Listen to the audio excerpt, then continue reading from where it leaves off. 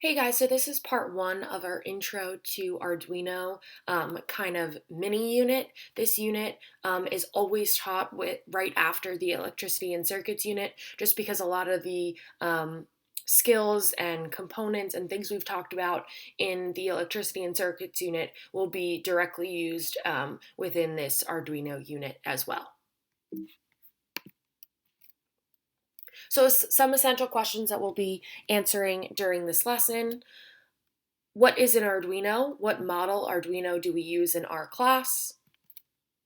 What are the main parts of the Arduino board? What is the difference between digital and analog signals? We talked a little bit about digital and analog circuits in our last unit, but we're going to dive into that a little bit deeper and talk about how that relates to the Arduino. And then lastly, what are inputs and outputs? So to start off, what is an Arduino? An Arduino is a microcontroller or a microprocessor. You can think of it as a brain of some sort of electrical system. The Arduino itself is a small computer processor that is designed to control a system. So it controls inputs and outputs. It's able to read inputs from the physical world and produce some sort of output depending on that input result. It allows us to manipulate and process data and decides what to do with it. So, like I said before, it directly kind of relates the physical and the digital world together. It makes it easier to connect those two worlds. So we may input some sort of result from the physical world into the Arduino microprocessor. It processes that data, decides what to do with it, and then responds in the form of an output in the digital world. So again, it takes data from the physical world, maybe flipping a switch or turning a dial or sliding a scale. That input is directly put into the microprocessor. It follows some sort of rules in the form of code that we may write or we may find on the internet for the microprocessor to use. And then from those rules or the code that we write, it'll produce some sort of result. So maybe turning on a light, running some sort of software, something like that. Again, we're writing code on a computer, or putting that code onto the Arduino, and then we run the code without the computer. So essentially, if we download some code to the little Arduino board and we disconnect it from our computer and plug it into the wall, it's still able to run that code. It saves the code on itself.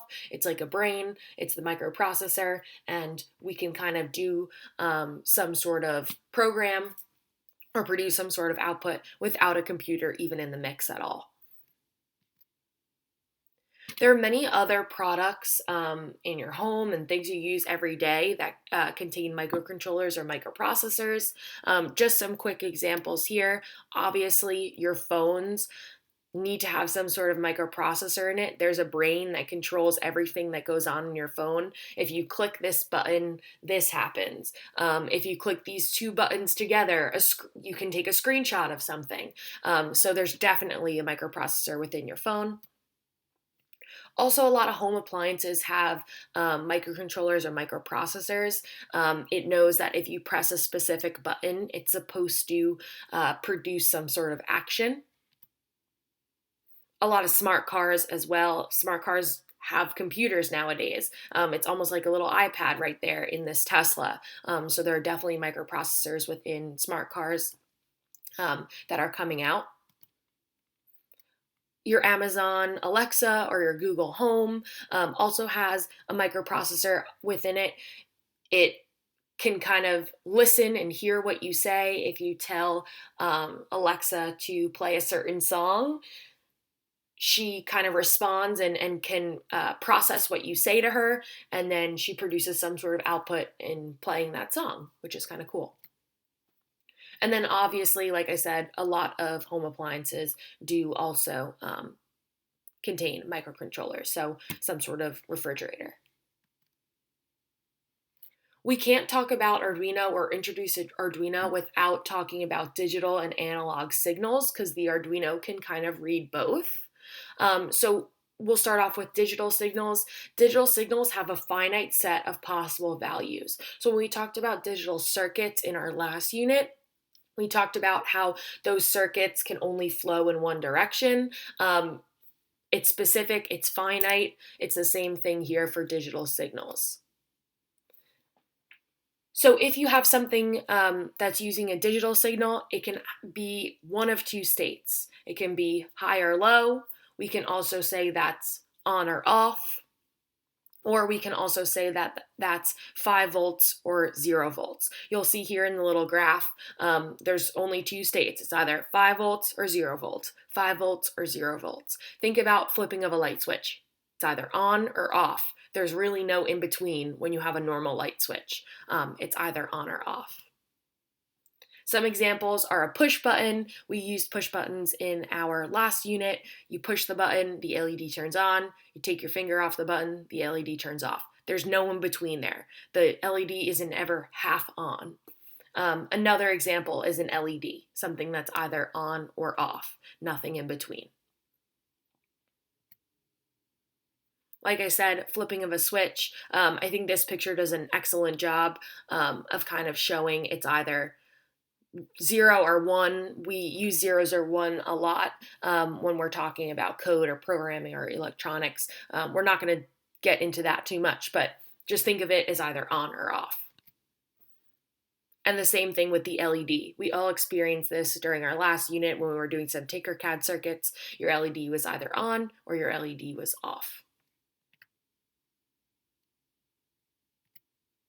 Now let's talk about analog signals. So analog signals have an infinite number of possible values. We talked about analog circuits being able to kind of flow in many different directions. So you can kind of relate that to help you remember analog signals. They provide a continuous stream of information with an infinite number of possible values, like I said. We as humans perceive the world in analog. So everything we see and hear is a continuous transmission of information to our senses.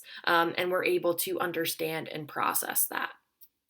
In the world of Arduino, analog signals can be high, which we call on.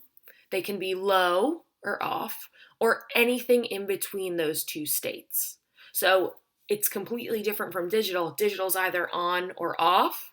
Analog can be on, off, or anything in between. Some examples of analog signals can be a knob or a potentiometer. We use a potentiometer in our last unit to kind of change resistance, and that resistance all depends on where you turn that dial on the potentiometer.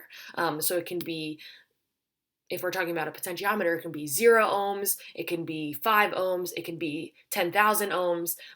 It's really kind of a range of values. So I always like to think when I'm talking about digital signals, the potentiometer is one of the best examples to help you remember that. I talked about potentiometers in the last unit, sometimes being like a sliding scale. So you can have your slider all the way to the left, all the way to the right, or anything in between. And the graph looks a lot different than our digital signal graph. Our digital signal graph was either on or off, so it just went up and down. This can go in any kind of curly direction because it has an infinite number of values. Sometimes you can program LEDs to produce some sort of analog signal or take in some sort of analog signal. You might have in your house some of the light switches that have the little slider on it that allows you to make the lights in your room either brighter or dimmer depending on where that slider is. I always think of that as a great example for analog signals. Like I said before, your LED can be off, your LED can be on, or it can be middle of the road, half brightness, or a quarter brightness. I know I have those in my living room, that little light switch with the slider that allows you to make it a little bit dim, as bright as can be. So that could be an example you use to kind of help you remember that. We also can't talk about Arduino without talking about inputs and outputs. I mentioned inputs and outputs a little bit already, but let's talk about inputs first. So inputs are something that sends information to the microprocessor for processing. All of the electrical signals that Arduino works with are either inputs or outputs. Inputs can either be in the form of analog signals or digital signals. It can kind of go either way. Some examples of inputs is a mouse, a keyboard, a camera, something that you manipulate that sends some sort of signal to your microprocessor. So if we're talking about a mouse, you may click the mouse and it opens a document. If we're talking about a keyboard, if you're watching YouTube, you may click the space bar to pause your video, click the space bar to start your video again. So think of something that you manipulate in the physical world as some sort of input. Outputs display the result of that processing. So we have inputs, then we have a microprocessor, and then we have some sort of output. So the output is a signal exiting the electrical system. Outputs are always digital. So inputs can either be analog or digital. Outputs are always digital. There's no analog output signals. Some examples of outputs, like I said, a video displaying on your screen, sound coming out of your speakers, or a document being sent to your printer. So if we're going back to the YouTube example, you press your mouse to play a video, that would be an input. Your computer kind of understands and processes that clicking of your mouse, and then the output happens, which is the video displaying on your screen. So if you get confused with inputs and outputs, try to relate it to something that you do with your computer, or something you do with your phone, something you do in the physical world, instead of kind of thinking too much about it in Arduino sense. So here's just, a nice picture of some inputs and outputs. Some of these are a little bit, more old school. We don't necessarily use like an old school scanner. We can just use our phones for that. We don't use webcams anymore. We have them on our laptops, but it gets the point across. So you have some sort of input, a webcam, a keyboard, a mouse. Your computer or microprocessor processes that data, and then something prints, for example, something projects on a projector screen, something comes out of a speaker. So some examples just of inputs and outputs for you. So let's talk more specifically now about the Arduino. The specific Arduino model we use in this class is called the Arduino Uno. There are many different models of Arduino, but this one is normally the first one that new Arduino users use. There's some Arduinos that you can use conductive thread and sew into like wearable technology. There are some Arduinos that are a lot smaller. There are also Arduinos that are a lot larger. This one is perfect for what we need to do in our class. So let's just talk about some of the key components or key parts of the Arduino board. The first one is the microcontroller. So the actual microprocessor on this Arduino is called an Atmega 328. It's the little black rectangle that's in the middle of the board. You don't need to memorize that it's the Atmega 328, but just kind of know where it is. There's also a reset button on your Arduino. So every time you download a new program to the Arduino, it's saved on there until you press the reset button or download a new program. So a lot of times we use the reset button just to make sure that any old programs aren't kind of loaded onto the Arduino when you're trying to, do a project or create something yourself. There's also a USB plug, so we can use our computers to power the Arduino. We're not in class right now, but if we were in class, we would be using this method to power our Arduino. You could also power the Arduino with this power supply cable and plug it into the wall. So you may use your computer to power the Arduino to download a program and test it, but then you may unplug it from your computer and bring it home and plug it into the wall and use it at home, and you don't need your computer at all to run that program. We also have a set of digital input and output pins. These are located here on the Arduino. And then we also have a set of analog input pins, okay? They're pins 0 through 5. We talked about how digital signals can be either inputs or outputs. Analog signals can only be inputs. Depending on kind of what we're using, what components we're using for each specific project, we will use either the digital pins or the analog pins.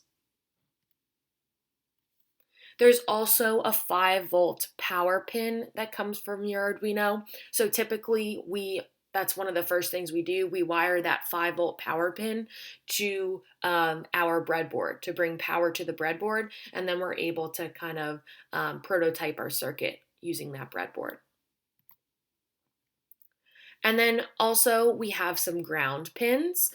We have 2 ground pins on one side, and then there's also a ground pin on the opposite side of the breadboard right after the digital pins. Like I said, that's kind of the first thing we do when we are prototyping a circuit on a breadboard using Arduino. We wire up the 5-volt power pin to the plus side of the breadboard, and we wire up one of the ground pins to the negative side of the breadboard to kind of complete, our prototype or start our prototype on our breadboard.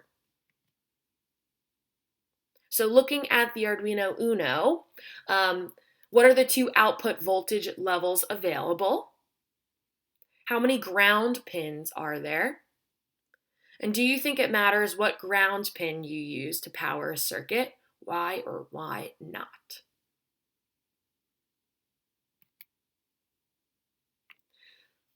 Lastly, I just wanted to give you guys a little bit more examples of components that would be some sort of inputs and would be outputs. So I'll probably post this on a few worksheets that we complete just so you kind of have it and we can kind of memorize it a little bit. So looking at sensor inputs, we have some examples of digital inputs and we have some examples of analog inputs. Digital inputs would be a push button switch or a photoresistor. A push button switch is either on or off. Photoresistor, same thing, is either on or off. Analog inputs could be a potentiometer or a photoresistor. So you could have components that can be wired digitally and analog signals. So a photoresistor is an example where it could be both depending on how you wire up your kind of circuit. Once you have some sort of sensor input, then we have the software behavior. So the Arduino reads the sensors, makes the decision, and then initiates some sort of action in the form of an action output. So some examples of digital outputs, we've already talked about LEDs, maybe some sort of buzzer. It all depends. And then analog outputs, like I said, an LED can be both. It can be a digital output or an analog output, depending on, again, how you wire it together.